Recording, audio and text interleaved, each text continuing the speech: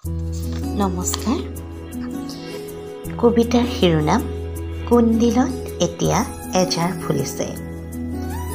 কুন্দিলত এতিয়া এজাৰ ফুলিছে, চাৰিওফালে বেঙুনীয়া বৰ্ণময় পেখম।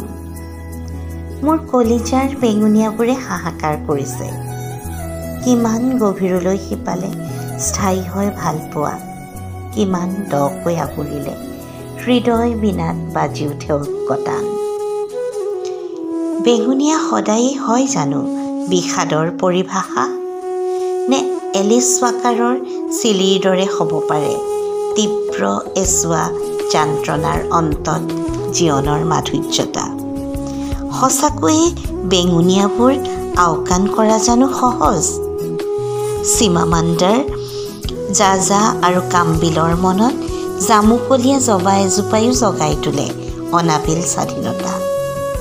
কুন্দিলৰ এজাৰবোৰ নুফুলে বেজাৰত, ই যে দস্তাবেজ বিদৰ্ভ নন্দিনীৰ পৰিপূৰ্ণ প্ৰেমৰ। বেঙুনীয়া নহয় ৰঙা অথবা নীলাৰ দৰে প্ৰাথমিক ৰঞ্জন, বিদ্ৰোহ আৰু বেদনাৰ সংমিশ্ৰণত সৃষ্টি হোৱা জীৱনৰ পোৱা নোপোৱাৰ নিৰ্গঠন। কুন্দিলত এতিয়া এজাৰ ফুলিছে, যেন বসন্তৰ মহা আড়ম্বৰ। হৃদয়ৰ বাকৰিত বহুৰঙীয়া আৱেগ ফুলিছে, মহাৰ্ঘ উপলব্ধি জীৱনৰ। ধন্যবাদ।